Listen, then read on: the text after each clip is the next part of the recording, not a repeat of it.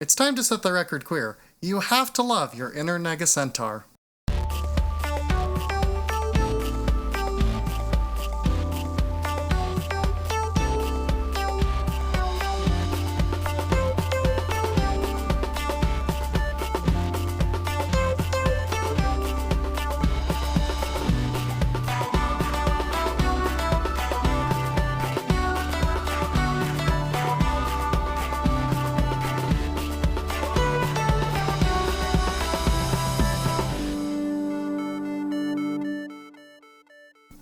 Welcome to Setting the Record Queer, a podcast where queer people talk about the pursuits and communities they love. This is episode 28, and it's about burlesque. My name is Alexis, my pronouns are it, its, and she, her, and I'm one of your hosts. My name's Kaylee, my pronouns are she, her, and I'm your other host.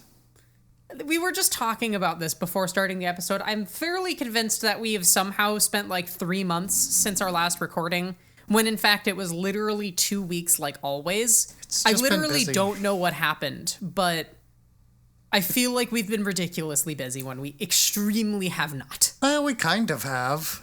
I've been fairly busy. Speedrun Ragnarok is coming up, which has taken a lot of planning. That's the week after this episode airs.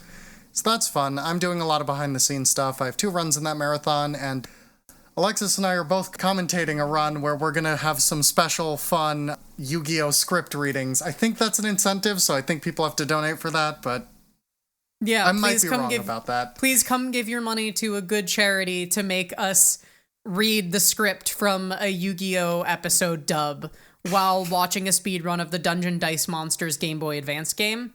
It's going to be a speedrunning experience unlike any other. I'm going to use this podcast right now as my audition. Just send it later. Even though it releases too late for that. Yugi! Okay, I'm not going to do that anymore. My deck has no pathetic cards, Kaiba! Okay, we're over that. Your take was way better. I just said Yugi twice. Yeah, I actually just quoted the show. Anyways, yeah, look forward to Kaylee and I having playing card game banter or whatever, except it's going to be about dice, not playing cards, because it's Dungeon Dice Monsters.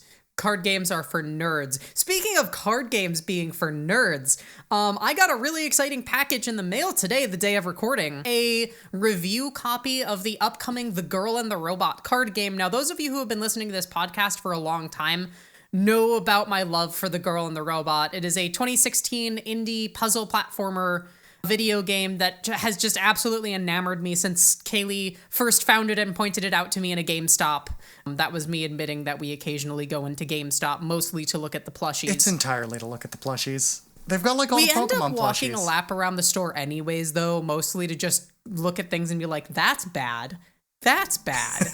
That's bad. But the plushies are good, and occasionally you find a gem like The Girl and the Robot and spend countless hours speedrunning it and bring it to a major speedrunning event where you invite the dev onto a call, and of course, in that one run, have something happen and break the game in a way that you've never broken it before. Anyways, I love The Girl and the Robot, so when they announced the card game, I was unbelievably excited, and when they posted a thing being like, hey, if you're a board games influencer and want an early copy, I was like, well, I'm not any of those things, but I'm gonna try anyways, and they sent me a copy despite that fact.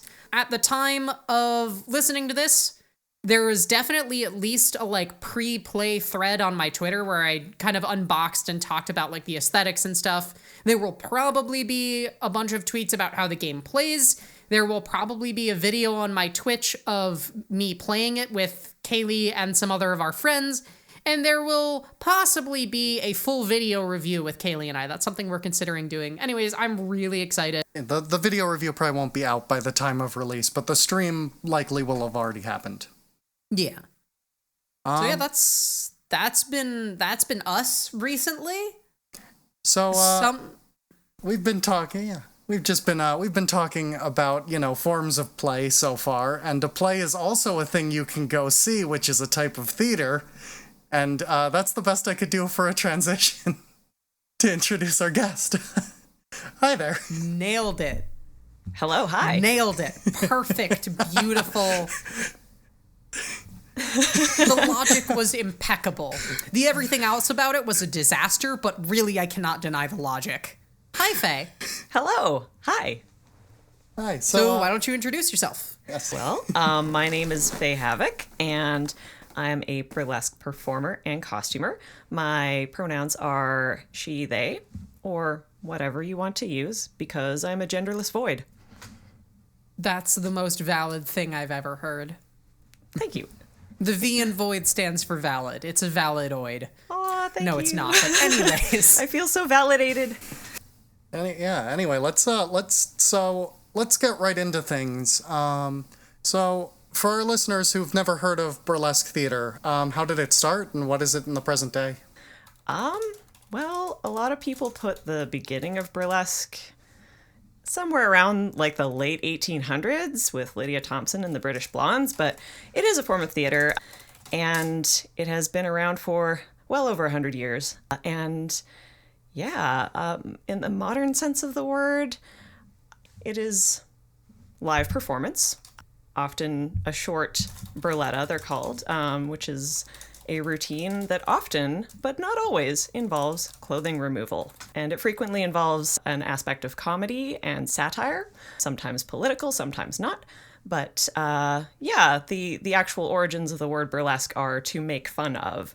So it is originally a comic art, and it goes back, if you want to start counting, like often even earlier than the 1800s.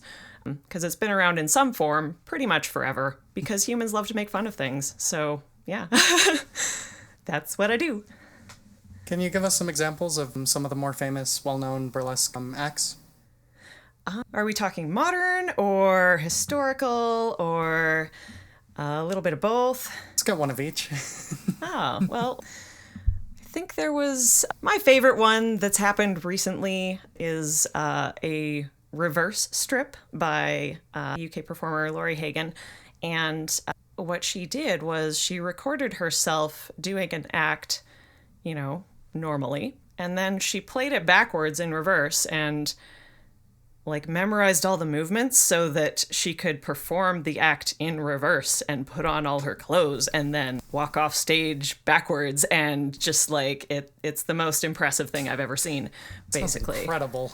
Yeah, like there's a lot of things you can do with the format that are really, really neat, and that's what I'm most interested in. I believe there's so many famous classic acts as well by mid-century performers.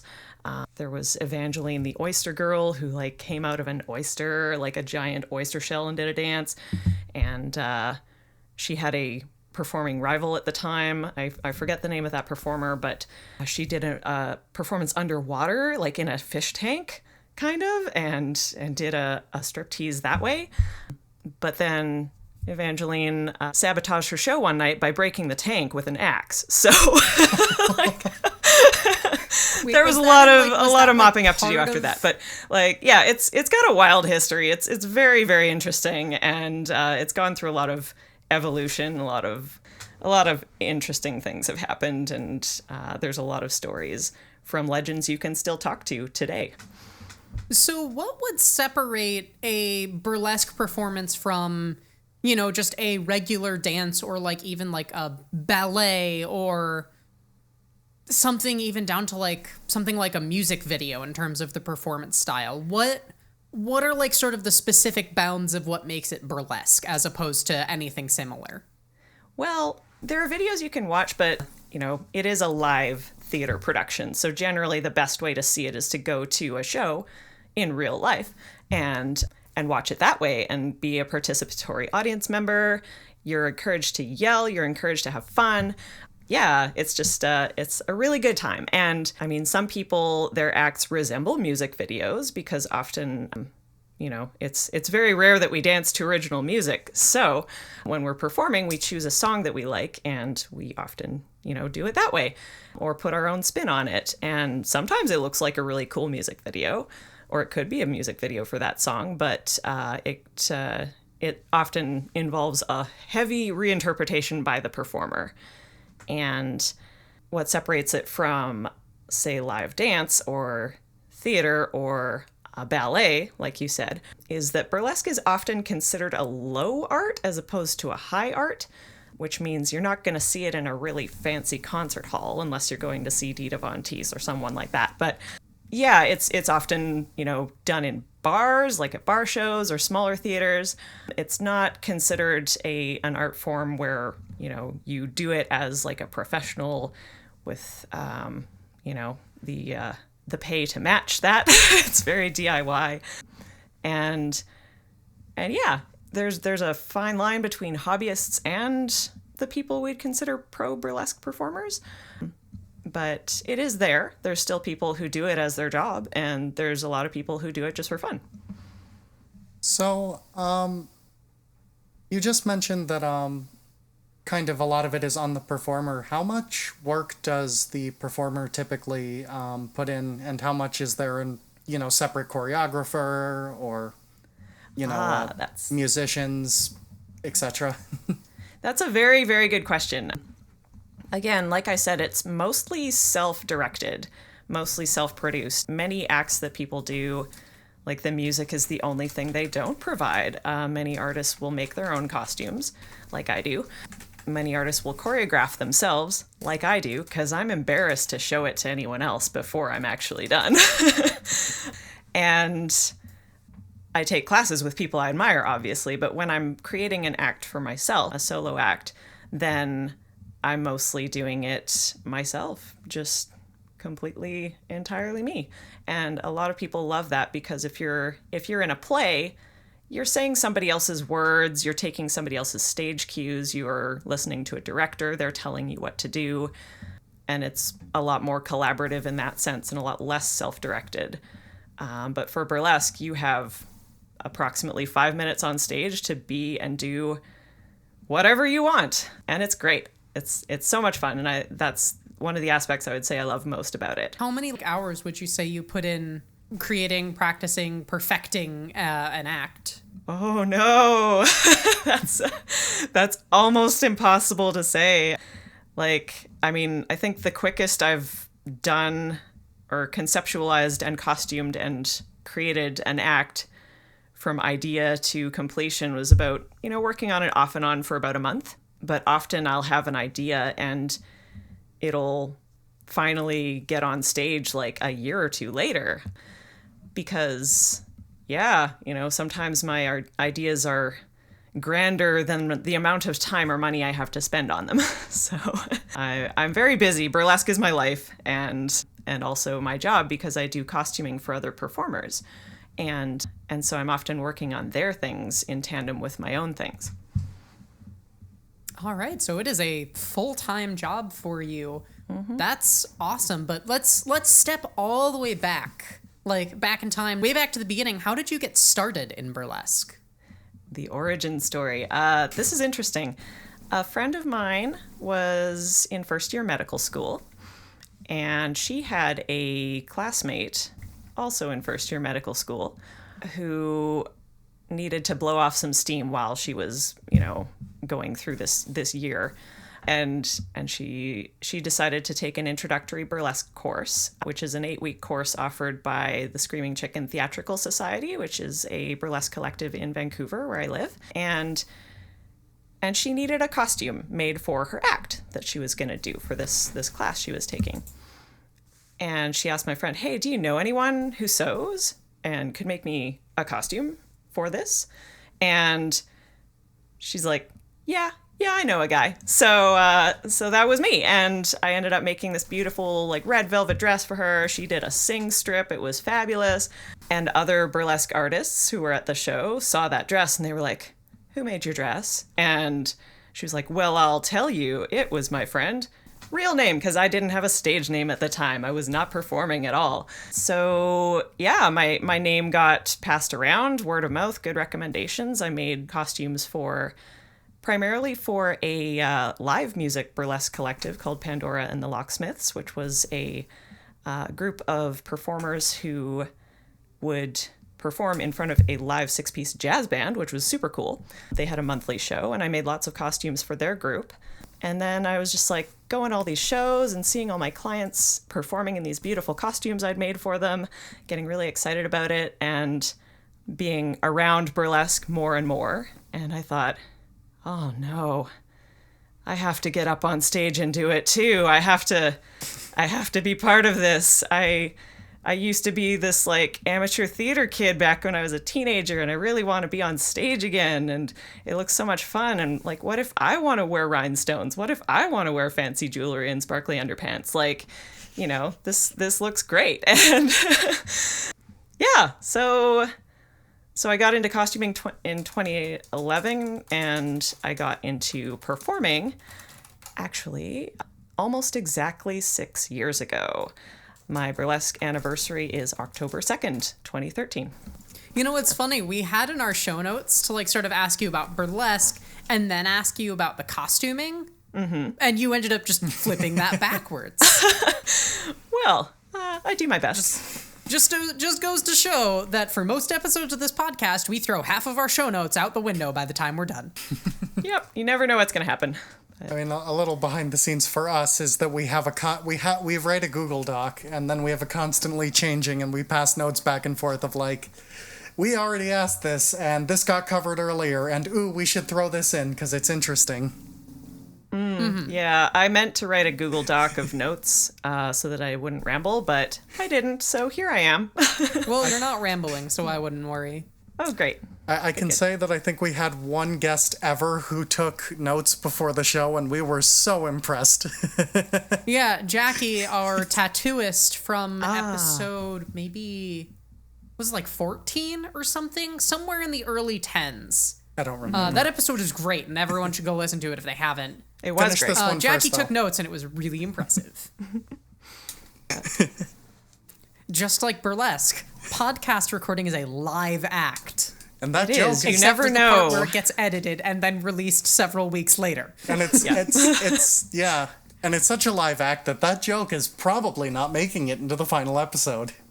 Probably not, but, you know, live performance is scary. You never know quite what's going to happen or where your costume's going to fail or if you're just going to, like, take a spill on stage. I once performed at a sort of outdoor venue with a very wet floor, and that's the only time I've fallen on my butt on stage, is when my shoes got wet and slipped. I'm like, oh, I guess I'm going down now. Well, I better go down in style. So, Did you? I did, and then I got back up, and I took off my skirt, and I whipped it around my head, and made everyone think that it was part of the act. So, yeah. I have to know, this has been like my burning question in preparation for recording this episode. What's the story behind the name? It's an amazing name, and I have to know. The name. Thank you for asking. I kind of blundered into it a little bit. I have a business, of course, my sewing business and costuming business. It's called Faye Havoc, which is French for the phrase made with. So it's just kind of open-ended, right?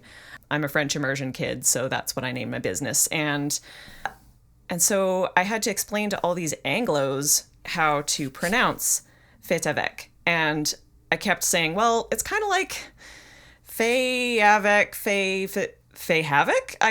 I guess maybe that's my stage name now, and it stuck. And so that's what I eventually called myself and call myself to this day. And like when you're naming yourself in burlesque, you have to do research on names because there are so many stage names. They've all been used before. Even if you think you have the most original idea, probably somebody else has it already. Many stage names for burlesque are based in puns. It's a lot of puns. You would like it. And yeah, so you have to Google your stage name, like vanity Google yourself a lot before you decide on one, because if you decide on one that someone already has, there could be fireworks. It could be bad. So I Googled it and Googled it and Googled it, and I couldn't find anyone else with that name. And then the bookend to that story is that I was contacted by a burlesque historian like a year or two later who asked me if I was of any relation to one of the very famous mid-century legends of burlesque. Her stage name is actually a racial slur against Romany people, so I'm not going to say it, but Miss Rose Lee, if anyone recognizes that name. And her actual surname in real life, her legal surname was Havoc. So the historian was like, "Are you related to her?" And I'm like, "No, I didn't know that was her name, but here I am." So that's kind of a weird connection, but okay, there it is. You know what's fun? I have to say, the whole spiel about you have to Google the name to make sure no one else has taken it. We got that exact same talk on our roller derby episode, which I find hilarious. I was about to bring that up. Yes. Yeah, derby names are also one of those things that you really have to research before you choose. Now I want to see burlesque on roller skates. I feel exists. like that's probably been done. Oh, yep. It has. Also on ice skates, there is a performer named El Dorado who has a modular skating rink that she puts together on stage and does burlesque on ice too. Yes. It's not actual ice, but it's a surface that acts like it, and she can use bladed skates on it. It's pretty great. Everything just gets more and more impressive the more we talk. So it's not real ice, which means it can still be really hot. Yes. Yeah, she can get as hot as she wants on it, and it's not gonna matter. It's fine. Excellent. It won't melt. It's fine. Yeah. Kaylee is giving me a disapproving glare right now, and that's how I know I've done good. Just staring at you see what the listeners don't get is the face you made as you reveled in your own pun. It was a good face. But Thank you. Besides that, why don't you tell us a bit about some of your past projects that you've worked on, some of your past shows? Obviously, we'll save the one that we've selected for the performance showcase until later, but other than that one. Right. Other acts that I'm particularly proud of, or just notable And ones? costumes as well. A little bit of both. Yeah. I think maybe an interesting one to talk about, especially on this podcast, would be my debut act, which I worked on the costume for a solid month. It includes many feathers and a lot of things. It's basically the idea is that I had was from costuming several acts and being around a lot of burlesque for a couple of years previous to this, I noticed that whenever anyone had an act about a peacock, it would always be like this really hyper feminized peacock, I guess. Like you would always see a costume with like, you know, a tightly cinched corset and really high heels and very like femme-coded clothing. And so I was like, well, I mean, what if somebody did a male-coded peacock act, like a masculine-presenting peacock act? And also, what if maybe I did that and I started out as a peahen who just wants to dress up in fancy colors and wear a huge tail and just strut around a lot, looking like a manly man, right? So it's just like, yeah, it was a lot of things, but it touches on my gender identity in that way, and that like I don't really identify as either. I just want to have the most fun as a person that I can, and so that was my debut. It was a strip reverse strip out of the peahen garments into this peacock garment. And normally in a burlesque act, the final reveal is what we call a pasty reveal, which is where you take your top off and your erogenous bits are covered with pasties, which are, you know, little hats for your nipples, basically. So that part of it comes in the very middle of the act, and the final actual biggest reveal of the act is the peacock tail unfolding at the very end. And the song that I use is Girls and Boys by Blur, because it's just kind of a genderqueer mess, and it's great. Yeah, it's a lot of feels. A lot of people connect with that act a lot, and I still do it to this day. It's very important to me, and yeah, it's just about being the bird that you want to be, and that's what all of burlesque is about for me, anyways. So Writes that phrase down for later. I have more that I'm particularly proud of, if you want. Go for I know it. it'll be Feel edited. free to give us another like one or two or so. Sure, yeah. what I really love doing with burlesque is, again, messing with the format, doing the pasty reveal in the middle of the act instead of at the end, or having like a fake out or surprise somewhere. And yeah, so I guess I don't know how much of this we're gonna be able to use on the podcast. I know it can be edited out, but one of my more famous act, I guess you would call it a signature act, maybe, is my act about a big boa. A boa, for those of you listeners who may not be aware, is a long, usually made of feathers, like a long, 6 foot long or more, kind of a fancy scarf that a lot of burlesque performers use on stage as a prop, as a piece of costume, as a way to tease the audience. It's basically, it's just a bit of eleganza that signifies, oh yeah, you're here to do burlesque. You're here to be a fancy person on the stage doing burlesque with this boa. So one of my earliest instructors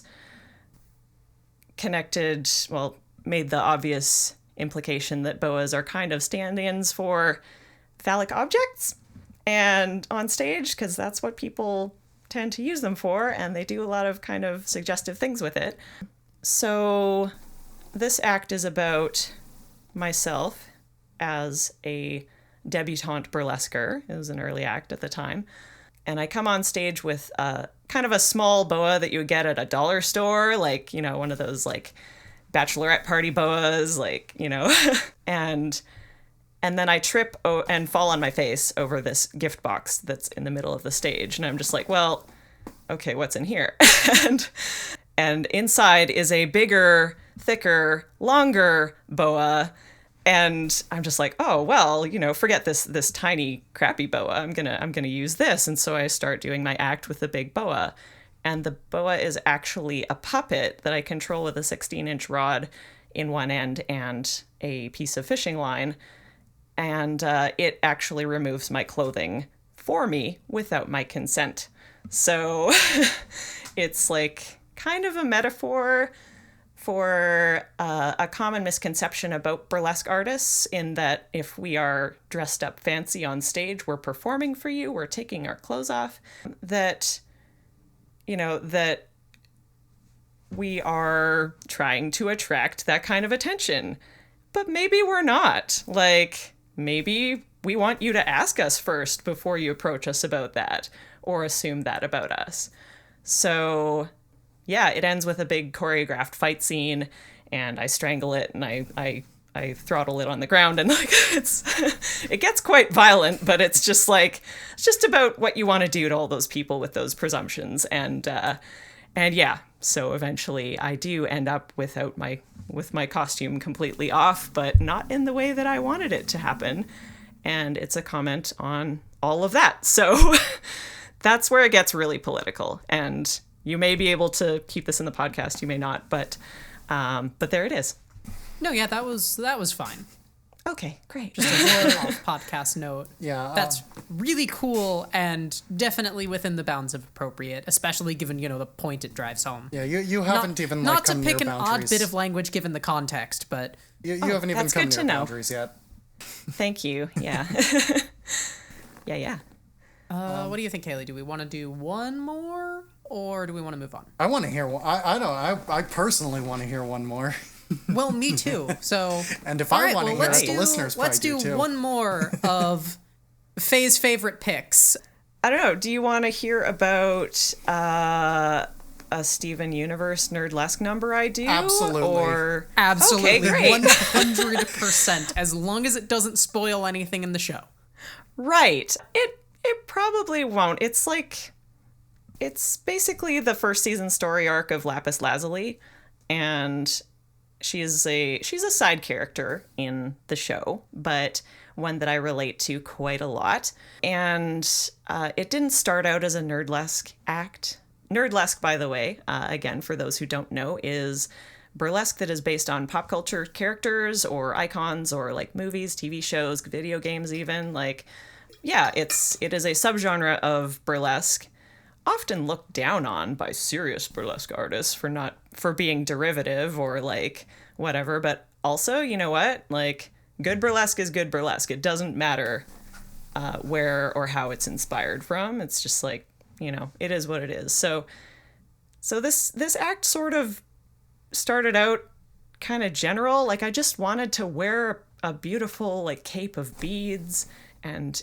be lovely and just like do a really pretty number. But then I'm just like, oh no, it's about lapis now. Like, very unintentional nerdlesque. So, but I designed the costume very heavily around her character, and she's got the teardrop shaped lapis gem on her back. And it is about her first story arc of being, spoilers for people who haven't seen it yet. Feel free to stop listening skip right now. They'll just give you a press time that. signature to keep watching it. Or just press that button on your device that says forward 15, because that'll skip it. Exactly. Yeah. Okay, so her first story arc, she is imprisoned in a mirror for 5,000 years after the Great Gem Wars of Earth. And Stephen frees her from this mirror, and then she's just very disoriented, and she just wants to go home. She just wants to go home to Gem Homeworld in space, and she does. But things are weird there, and things are not how she remembers them. And she is brought back to Earth by this invading gem army that wants to destroy it, basically. So she figures the only way to save them is to fuse with Jasper, the extremely militant leader of the gem invasion that's happening, and imprison both of them at the bottom of the sea forever. And that is basically what the act is about, except I do it in interpretive dance. Yeah, it makes me cry every time because it's got a lot of feels. So while burlesque can be a comment on things, it can also be like, very vulnerable, and it can show people a side of you that they may not see otherwise, or can tell them about something about yourself that, you may find difficult to express in words, but I really relate to that character. So a lot of people will make an act based on characters that they love and stories that they love. And that actually ties a little bit back into classic burlesque, where, they would create plays based on like, Shakespeare, but burlesque it, and they would pretend to be like Jackie O or Marilyn Monroe on stage, but burlesque, So like, there's a long tradition of nerdlesque in burlesque, even though a lot of elitists won't acknowledge that. That's super cool. Yeah. Do you have any acts that you're currently performing anywhere? I just debuted one last weekend. I don't debut new acts very often because I often take a long time to make them. So, and this is one I had been thinking about for over a year. And the costume was sitting half done for about a year. And I was just like, okay, well, there's a new season of the Screaming Chicken Taboo review happening at the end of September, and I really got to do a new act for this. And I'm going to finish that act. So I did. It's a lot lighter. It's a lot simpler. It's kind of an interesting costume treatise, if you will, because the whole concept is it's like very, very classic burlesque, very, very glamorous, very vintage. And I start out in a white dress that unrolls. It's actually 8 meters long, and it unrolls. And underneath there is a very fitted, ruched, like elegant 1930s style, like brown velvet dress. And then underneath that, there is a light yellow showgirl costume with like, these all have matching headdresses as well. And it's just dripping in beautiful, like light yellow and gold beads and things. So it's basically just toilet humor in 3.5 minutes. And yeah, it's all about associating the colors and textures of the costume with these kind of disgusting things. and it was funny talking to people later. One of the photographers, it just went totally over his head. He was like, oh, that was such a beautiful act. It was so gorgeous and so elegant, so glamorous, like really, really retro, very nice. And I was just like, yeah, and completely disgusting. And he was like, excuse me, what was disgusting about it? I'm like, I was a dancing turd. Like, I was just a fountain of pee at the end. Like, it was toilet paper. Did you you didn't get that? Okay, well, I guess, I could end a flushing sound at the end of my track, I suppose. Like, I could add that in. But yeah, it's interesting what people notice and what people don't. And yeah, I'm particularly proud of that act. I think it's really funny, and like I'm excited to work on it even more. So yeah. I will be honest, I didn't catch that until you explained it. Oh, me either. Right? It might be easier to get if you actually see it rather than have it described in about 15 seconds, but like, who knows? Possibly. Yeah. No. So what goes into designing burlesque costumes? So much. You have to pay attention to how it looks on the inside as well as the outside, because if people are going to take it off, it better have a lining. Like, if you're using a extant piece of clothing, like a jacket or something, like, you better make sure the tags are cut off inside. Like, it's all about looking good at every stage, and it's kind of like an onion. You have to design in layers. You have to know what's going on underneath and then what's being layered over top of it. And there's some engineering that goes into that. There's a lot of math that goes into that.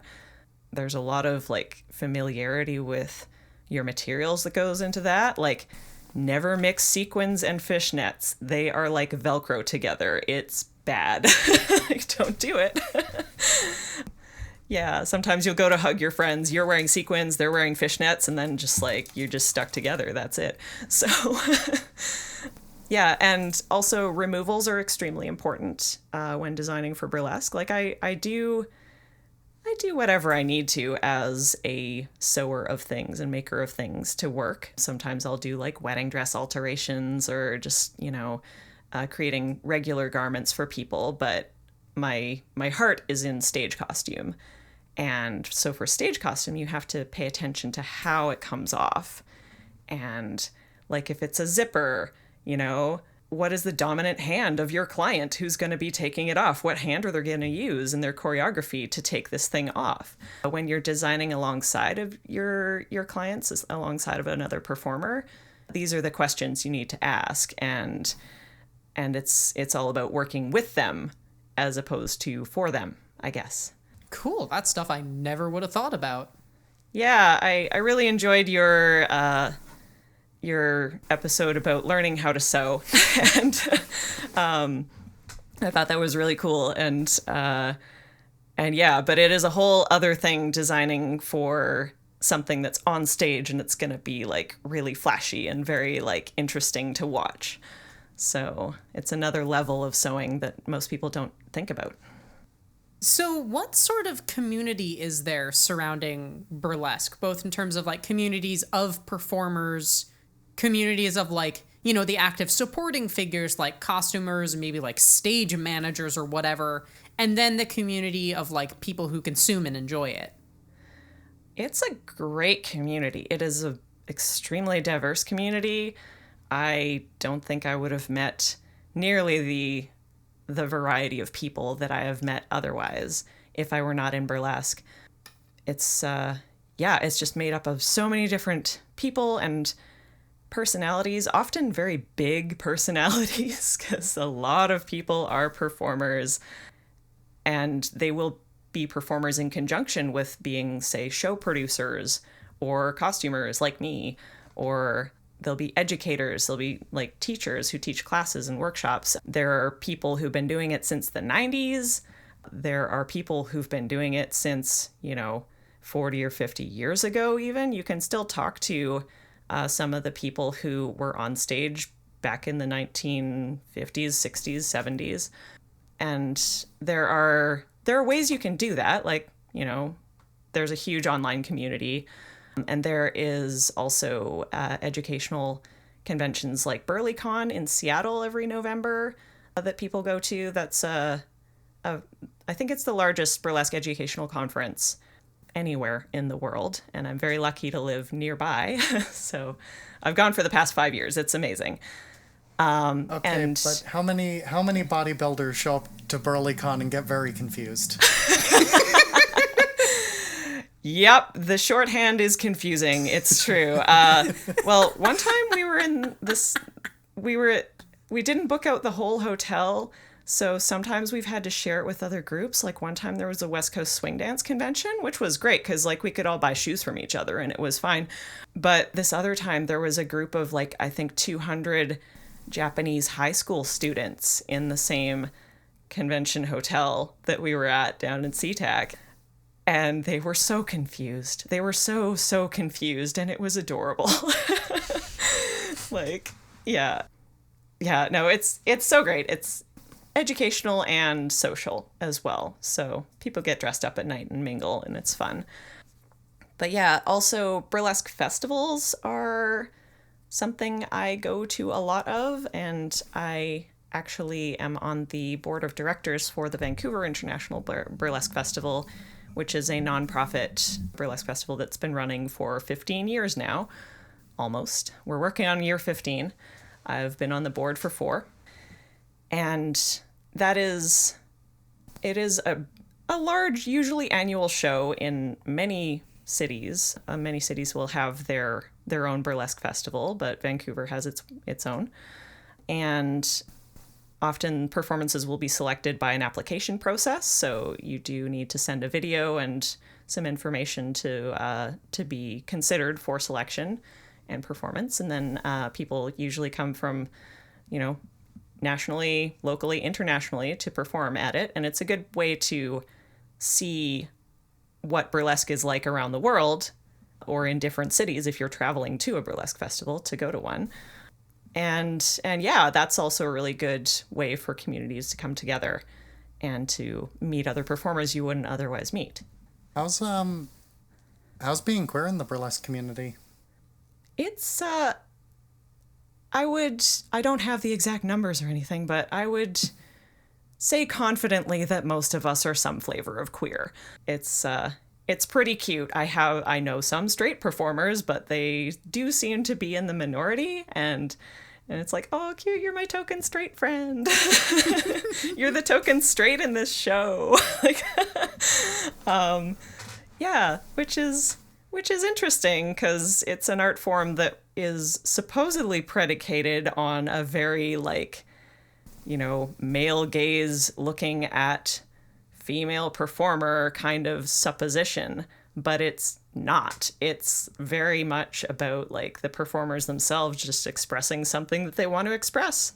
And the audiences are also primarily female, femme identified, also just a lot of flavors of queer in the audience as well, because there's something for everyone. And the performance community is as diverse as the audience often, especially right now as it is. So you mentioned earlier that burlesque is generally considered a low art as opposed to the high art of something like, a ballet or an opera. And I'll kind of cut right to the chase with this question. Do you think the diversity of presentations and experiences in burlesque is responsible for that view? That is, I would say, extremely accurate. We have a lot of, I would say, rejects from the high arts in our community. There are a lot of amazing, trained ballet performers who are in burlesque now, and they were told, oh, you're too tall to ever play the lead in a ballet, or to be of the same height as everyone else in the chorus of a ballet. And it's just excuse me, what? Or there's people in theater who constantly got typecast as a certain character based on how they looked, what their expression was, and they were told that they would never get certain roles that maybe they wanted to play. And they were just well, peace out. I guess I'm going to go and, take my clothes off on the burlesque stage instead, because I do what I want there. And it's amazing. I just love seeing that. And if that is going to put it in a category of low art, then so be it. I ain't mad. I think it's a really valuable outlet for people who are so creative and so talented, but maybe not accepted by mainstream high art kind of contexts and companies. All right. As usual, following up answers like that to questions like that is really hard. It is. So I'm just going to jump to the next another sort of random question that came to mind. Is there a place for like non-sexual or like, you know, I mean, it's sort of woven into the fabric of a lot of what at least I'm getting as sort of like, you know, the traditions and mainstays and expectations of burlesque is, you know, sexuality or even like parody of sexuality. Is there a place for entirely non-sexual or non-sexual related content in burlesque, or is that what burlesque is? I am so happy that you asked this question. I have so many thoughts. Go ahead. I want to hear them all. For our listeners who may not know, I am Ace. I'm an asexual performer in burlesque, which seems like a bit of a contradiction until you really unpack like what burlesque is or can be.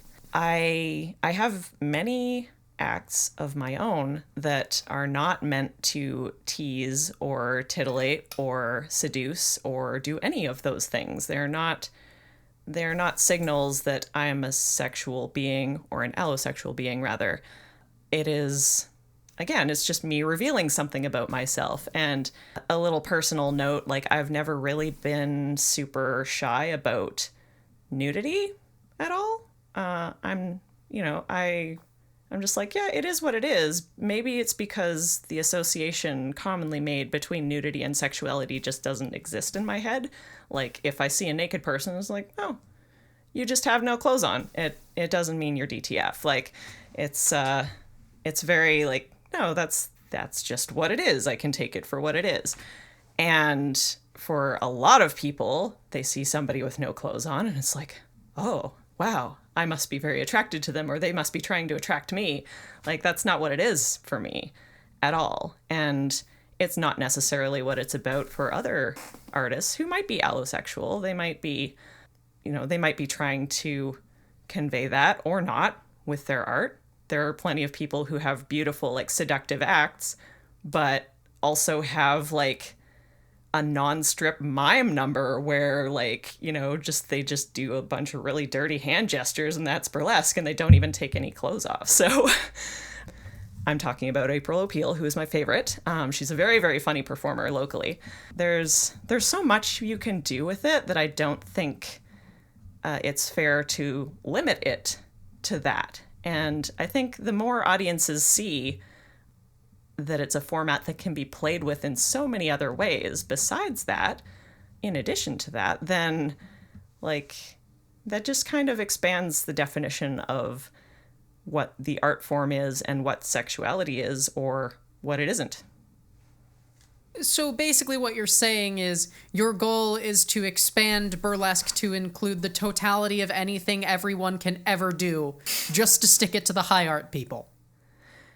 I mean, not out of spite necessarily, but I mean, if I can, why wouldn't I? Yeah. I like how you threw in the necessarily qualifier. Mm-hmm. You know, I'm a Scorpio. I'm driven by spite. So, yeah. Yeah, no, that was a really great question, and I hope that I explained it as properly as I wish to, because it's very near and dear to me. It's very important to me that burlesque can be about sexuality, but it can also not. And either way is totally great. And I've enjoyed acts on both sides of that line. Mm-hmm.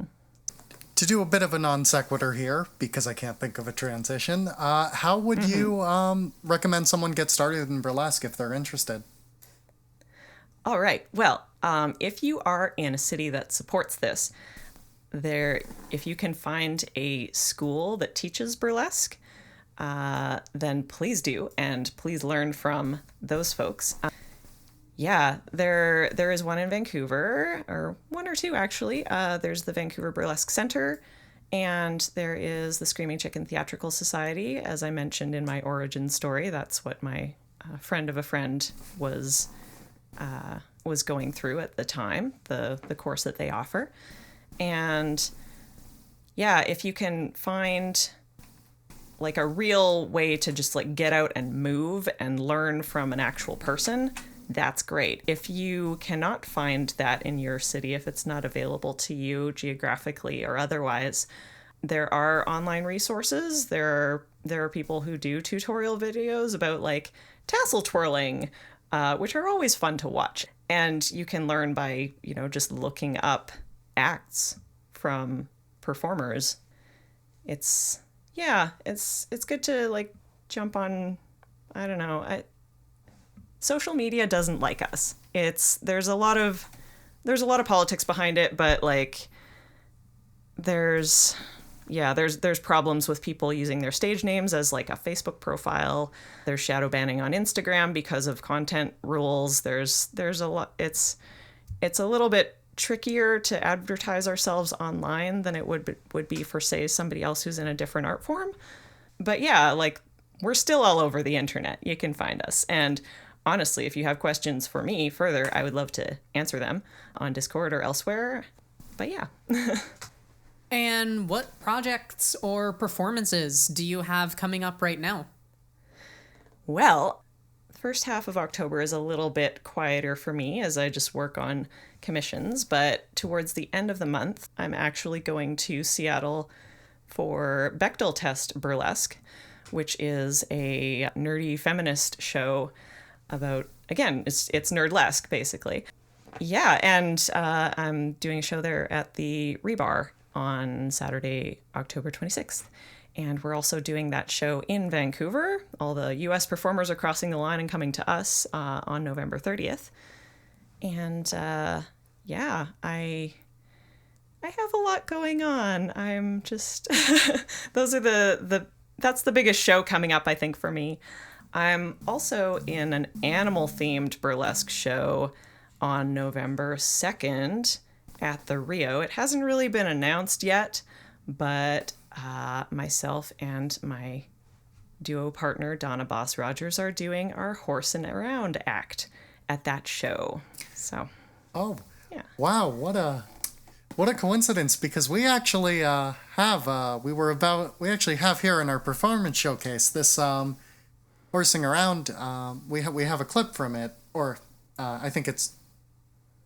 Let me rephrase that. It's the whole thing. Let me do it a second time. We actually have a video right here of the Horsing Around thing. It's as always in the show notes if you want to go take a watch. We do have to put an implied nudity content warning on it, as you might expect from having listened this far into the episode, but you should go watch it anyway. And now comes 6 minutes of edited out part while Alexis and I rewatch it.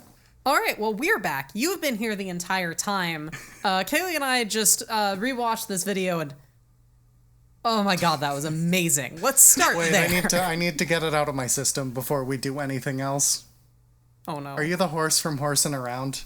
Okay, done. I got it. I'm sorry. I apologize. Hey, I'm a BoJack Horseman fan. Like, it's no shade. So yeah. There were kind of a couple of things that sort of caught my eye, and like, I don't have as much of the like context around like, experience watching and even performing burlesque to maybe have noticed or contextualized some things. But at least the things that stood out to me was the first thing, like literally the first thing, that sort of meta narrative of like you and your co-performer couldn't make it in time, so instead it's a horse. Yeah, we got the host to say that. She's like, well, is there anything special you want in your intro? That's a question hosts often ask if they're good at hosting, which Blanche Debris is. She is one of the best. And we're just like, wouldn't it be funny if instead of introducing us, you just introduced this pantomime horse instead? So that's what she did. And she bookended it perfectly. It was the best intro we've ever had. So the ending was absolutely stellar as well. Like, credit goes where credit is due. That, as someone who has a lot of experience with hosting, that was some incredible hosting. What was also incredible was the horsing. So let's talk more about that. Just horsing around. So once you get into the act, I think like the first thing is like the obvious parody. Like the toilet humor went right over my head when you described it. That was incredibly in your face. Like, it was clear as day. There was no horsing around it. Go on, how much Katie's mileage face. can you get out of this? Yeah, it was like, so where did that come from? I don't really know how my brain works sometimes, but I had the idea one night and I just started laughing to myself, and my partner asked me what was wrong and I explained it and he was like, "Oh no, where did this come from?" And I'm like, "I don't know. I don't know." So, I mean, obviously I needed somebody else who would be complicit in the horsing, because you can't be a pantomime horse without two people. So, of course, I went to my burlesque best buddy, Donna Boss Rogers, and was like, so I had this idea, and I think I'm going to be the front half of the horse, because there's a lot of acting that has to go on, but, like, would you mind, would you be interested in being the butt of my horse? And she was like, absolutely, this sounds great. And then I was just like, cool, great, I'll make a costume, we're gonna go for it. I have to make 2 horse heads for this. And then yeah, she was great. She brought a lot to the role, and yeah, the entire horse is queer, by the way, just so you know. Ace in the front, bi in the back, and yeah, I couldn't have done it without her, obviously. So I'm just like, yeah, it's definitely a collaborative thing. And while I was like the main weird engine that thought it up and I made the whole costume, it's just like, yeah, it takes 2 to horse around. So Yeah, well, I was going to ask about the costume, so I'm glad we answered that. So I think then the next thing that caught my eye once I was done thinking about the just the beauty of the parody was just how incredible the coordination was to do that. yeah, Donna can't see anything inside the horse. She can only hear, and yeah, as you can see in the video, her face is not revealed at all the entire time. You can kind of see out of the horse's mouth, but when she's in the horse within the horse, you can't see anything. You can't even see the ground because we sewed up the belly of the horse.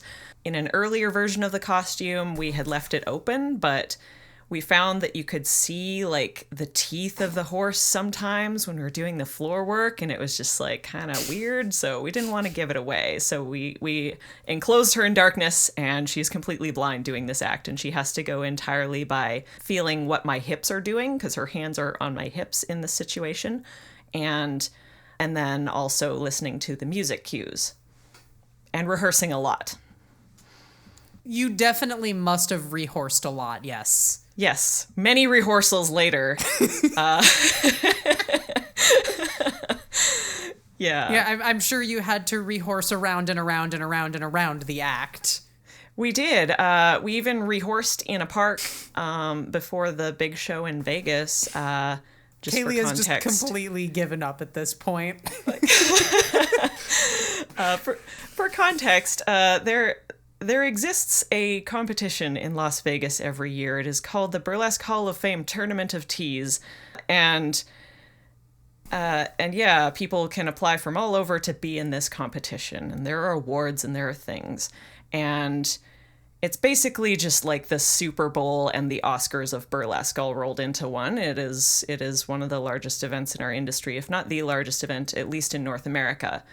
And our horse, as it happens, went to Vegas in June this year as a competitor in the Best Small Group category. And we ended up winning the Superlative Award of Most Comedic Act 2019. So there it is.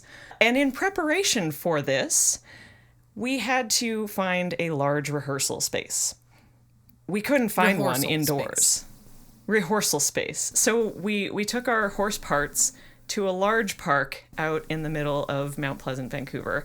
And I was just like, okay, so I think the stage is this big. And we we marked it out, and then we just rehorsed in front of everyone at the park that Sunday afternoon in a field, on a sports field in a park. So, I mean, yeah, it takes a lot of dedication. It really does. It's an appropriate place for a horse to be, I guess, in a park, in a field. The onlookers seemed to like it. We found a group of our friends randomly was picnicking at the corner of the park, and so they watched Donna's dog while we horsed around, and and everyone sitting on the hill watching was just like, so there's a horse over there. Yes, we got a lot of fun pictures and videos from that rehearsal. But yeah, a lot of practice goes into it, and especially covering that much ground on a large stage, you have to be prepared. So, and then I think the final thing that really struck me, and Faye got to watch my face as I was reacting to this, was the twist. So could you talk about how that came together? And, Yes. sort of maybe what that came from as well in terms of, like, where it exists in the satire. It's a little bit like the peacock act I was talking about, where the reveal, the pasty reveal, happens in the middle of the act. So, again, you watch the video, it's a horse, then it's a centaur. I'm the front of the centaur. I have a flowery bondo top on, which I take off, and I whip over my head, and my pasties are cute flowers. The end, right?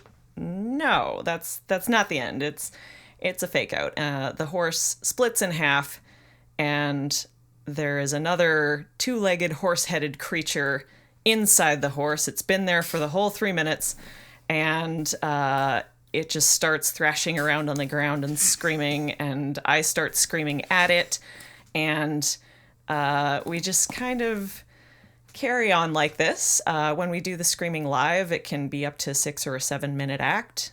But in terms of large theaters with time restrictions, we do have a recording of our screaming, which we had to mime along to, especially in Vegas, because you're only allowed 5 minutes on stage or you're disqualified. So we recorded our screams at Donna's house one night.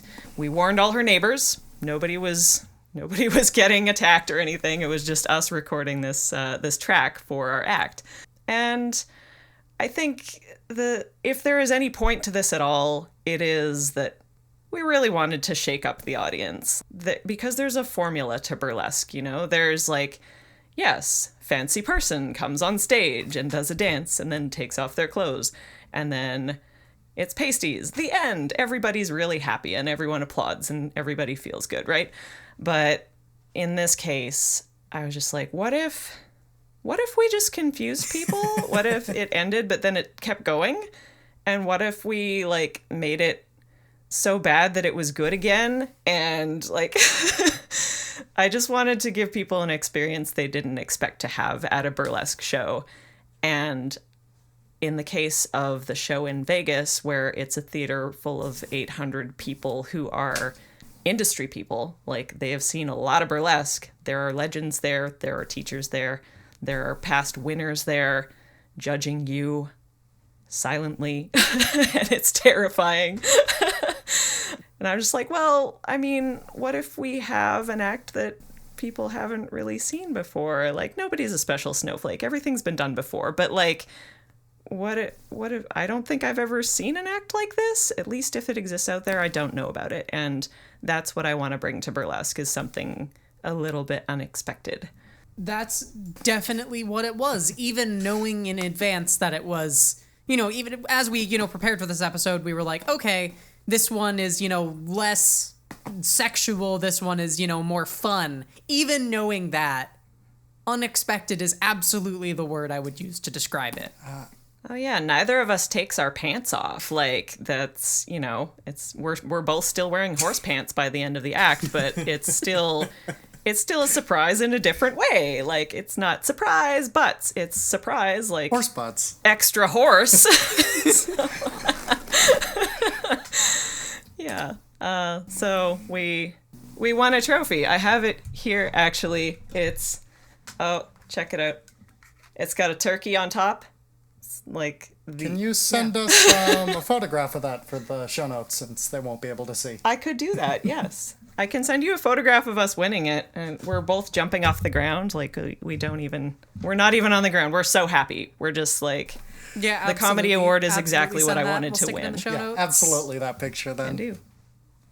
Yes. Well, I just have one more question about this before we can move on to our listener questions, and that is, I feel like Kaylee's about to get a revenge on us, honestly. is the two-legged horse like an anti-centaur? Yes, kind of.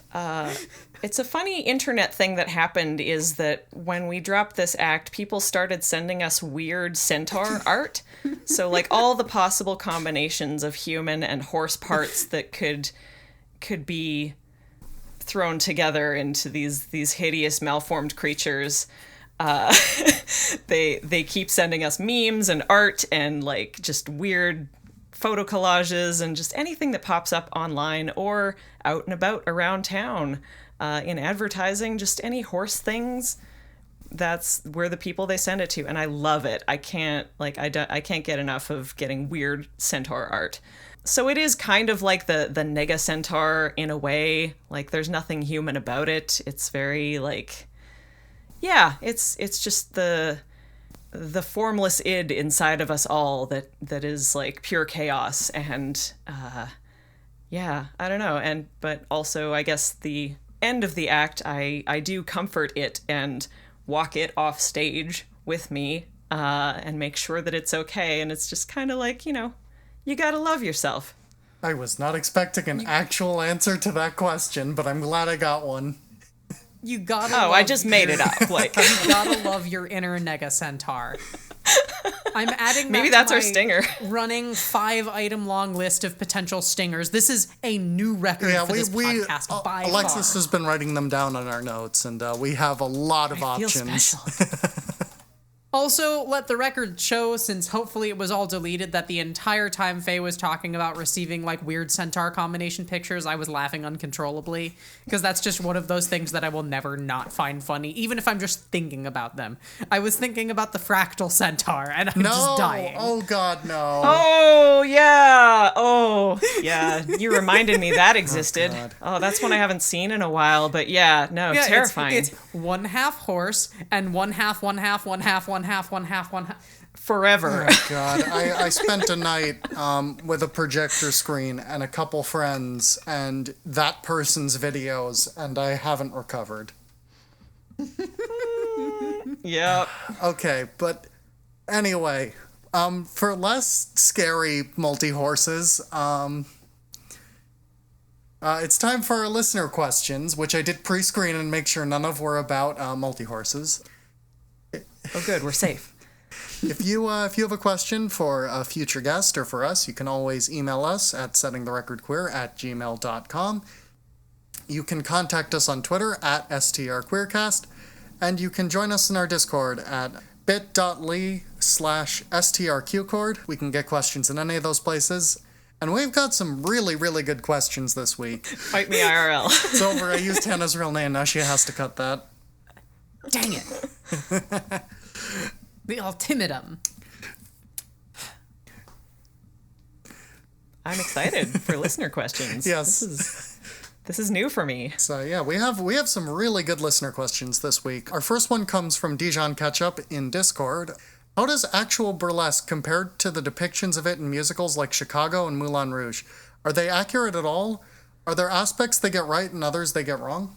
I mean, I don't... the backstage experience is clearly scrubbed for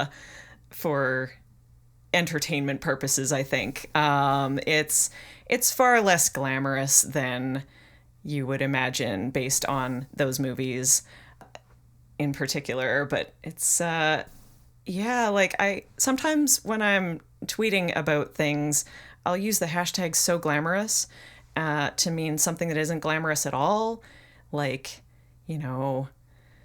putting tape where the sun don't shine and like, having a postage stamp size piece of floor to stand on in your dressing room, which is just like a curtained off corner of the bar somewhere.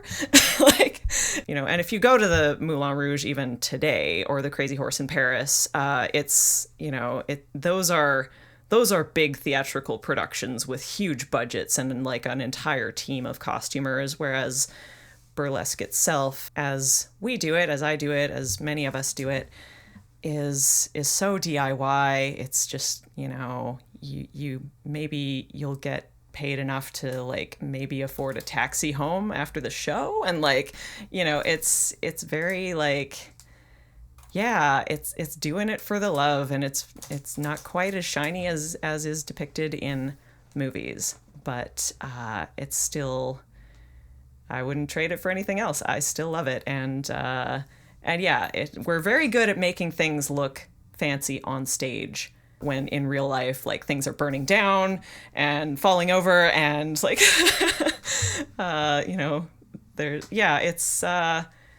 it's all about glamour in the most real sense, I would say, and that it is about artifice and making things look like something they're not. Our next question comes from Lark Lilith in the Discord. I have seen a burlesque Star Wars act before. What movie or game would you like to see a burlesque adaptation And of? let's make it a little more fun with that you haven't already seen. That I haven't already seen. Well, I mean, touching on Steven Universe as just like a main thing that I really love. I would love to see more Steven Universe burlesque acts. I think that would be just like incredible and positive. There's a whole troupe that does Star Wars burlesque in our town. Definitely without the permission of Disney or Lucasfilm, but it's below the radar. It's fine. Yeah, I would love to see a show like Steven Universe adapted for burlesque, in that I am excited to see more diverse burlesque in general, and like a lot of themes of that show really resonate with me, and I think it would be really neat to explore those characters in using this art form. I think we can make this even more fun. Kaylee, I think you and I should answer this too. Obviously without the caveat of that already exists, because like we don't know. This does seem like a lot of it already down to exists. earth could be Kaylee's question of the week if you held me down from my dreams. I mean, go for it though. I'm excited to hear your answers too. What came to mind when I thought about this would be Metroid. Given that the game has like collecting what are essentially like augment body parts and equipment over the course of the game, and then there's that whole thing with the Zero Suit, and like Zero Suit Samus's design could easily be a burlesque performance costume. And I think you could do something very interesting with like the morph ball and like literally getting down on the ground and rolling around, and again sort of that like collecting upgrades and stuff, or even doing it in reverse. I don't know. I think that could be interesting, and also Metroid. And it took me. And Samus says transcripts. It also took me 10 seconds on Google to find this. Great. I know what I'm doing after this episode is over. I have seen a video of a Samus act. Yes. It's to Just a Girl by No Doubt. Yeah, there are several of them here. Just excellent. All right, I'm gonna go with here. I'll go with one that I'm sure doesn't exist. I want to see Jack Bros. I'm not familiar. It's a Virtual Boy game. Okay, that's why. Do you have any reasons for making this pick besides it's Jack Bros? No. Do I need them? No. All right, I can come up with a better answer. I want to see. I mean, you could do Jack Bros Burlesque. You put it out there into the world. Somebody might hear this podcast and be like, "Oh yeah, I could do that." Oh, nobody knows what Jack Bros is except for my wife. Maybe somewhere out there, someday, your dream could come true. I have bigger dreams that I care about far more. Well, I mean, on the topic of Nerdlesque, like, it's interesting because often those shows do very well because it gives the audience a relatable thing to go and see. Like, they know it's a burlesque show, but also if they're really big fans of like Star Trek, then if you have an entire Star Trek themed burlesque show, they're going to be in with you 100% all the way. So it comes with a very enthusiastic audience. And like, you know, I've seen like, there is a entirely nerdlesque troupe in Vancouver that does like a Stephen King burlesque tribute. They do the Lord of the Rings, like Tolkien themed burlesque. It's just like, it's all over the place. They're a great troupe. They're great performers. And, you know, they throw a Harry Potter birthday party every year on July 31st. It's always a fun time. So, yeah. Called. All right. Well, I think with all that in mind, it's time for our final segment, Kaylee's Question of the Week, which, as you know by this point, if you've ever listened to the show before, you're familiar with these are just like typical questions that are just like you find carved under your desk one day after dropping a singular Cheeto under your desk, and you go to grab it and you look up and there it is, carved to the bottom of your desk, knowing that if you just carve the right answer in, you'll be whisked away to the magical world of Under Desksburg. Just day-to-day stuff. Nothing unusual about it. It's where all those pencils you dropped and could never find are. One of them owns a bakery now. She's doing really well. Thank you for asking. Never look sharper.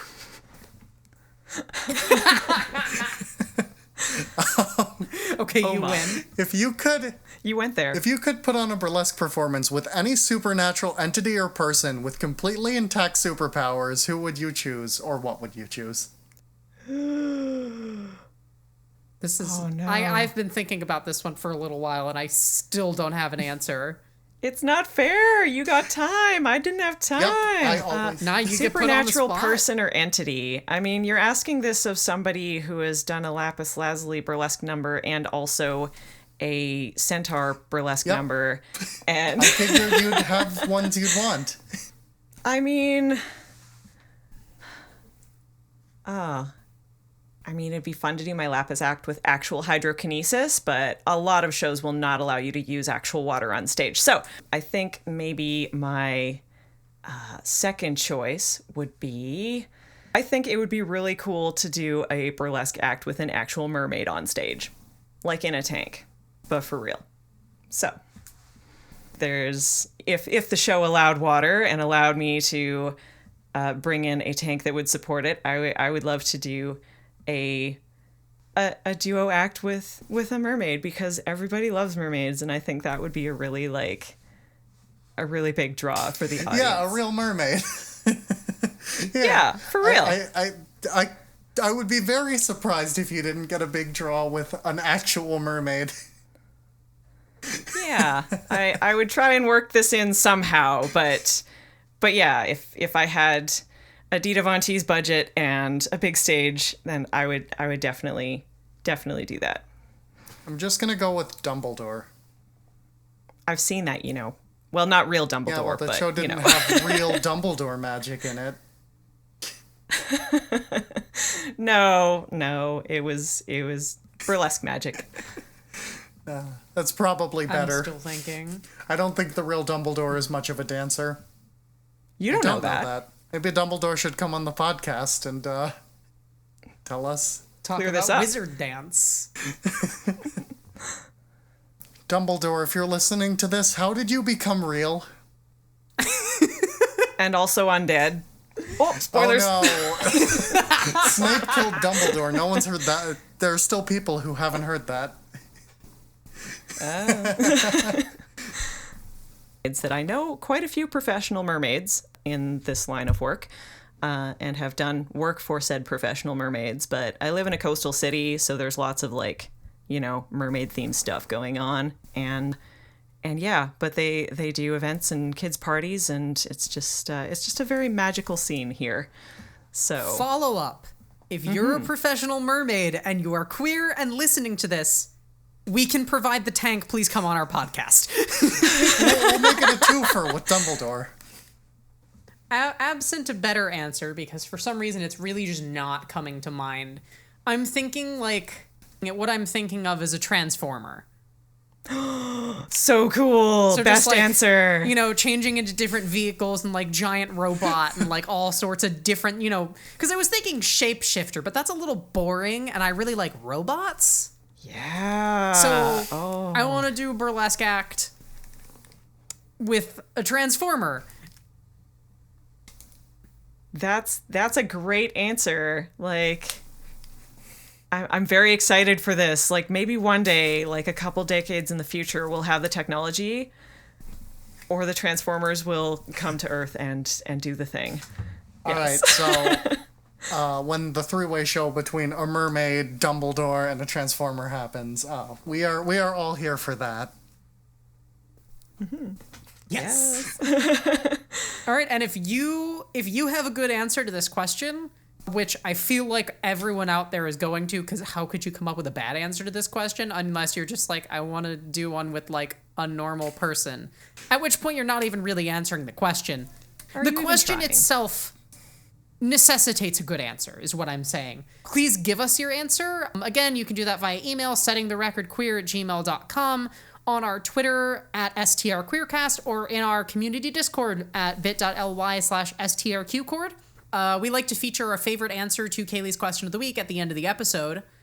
Give us more ideas, because I'm sure there's stuff we didn't think of. But with that, as much fun as this has been, you said it yourself that burlesque acts often have, you know, strict time limits because other people got to get on stage. So unfortunately, the podcast must eventually come to a close, and that eventually is now. So Faye, thank you so much for coming on. This has been an absolute blast.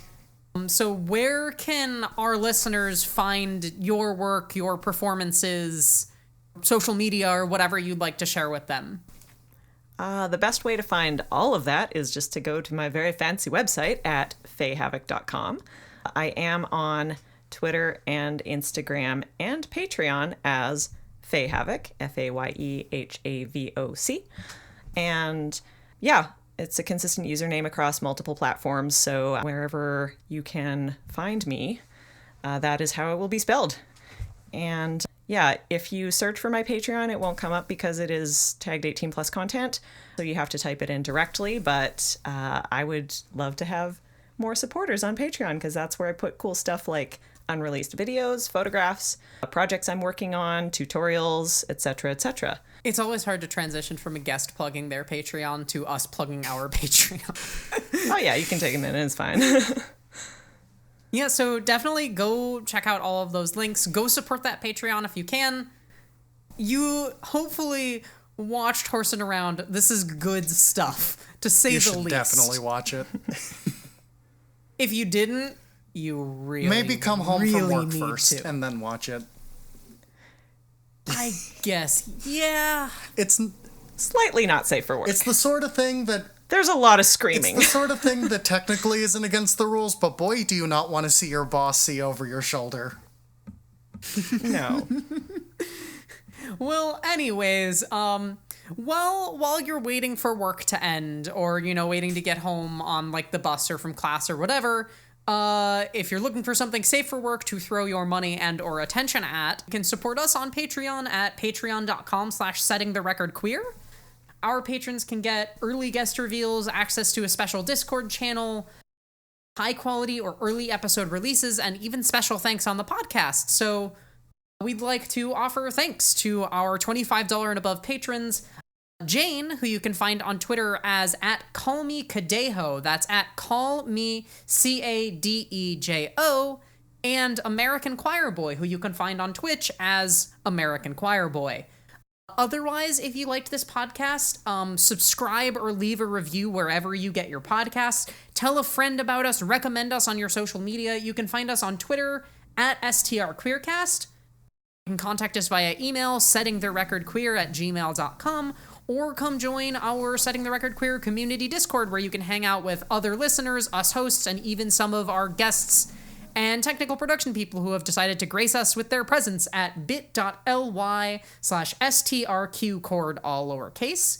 While you're there, ask questions for us or for our guests, send us feedback, maybe you have a good idea for who or what could be on this podcast, or think you should be on this podcast, please let us know. We're always looking for new ideas. The logo for this podcast was designed by Cubotic. That's at QBTIC on Twitter, or Cobot, QOBOT.tumblr.com. The theme music and production for this podcast is done by Thrill Me Music. You can find more information about her work at thrillmemusic.squarespace.com.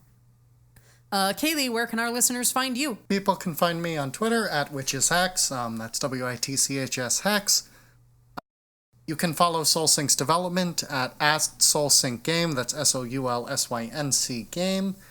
Or instead of plugging my own Twitch, I'm going to plug the RPG Valkyries Twitch, twitch.tv/the RPG Valkyries, because that marathon's coming up next week and you should watch it.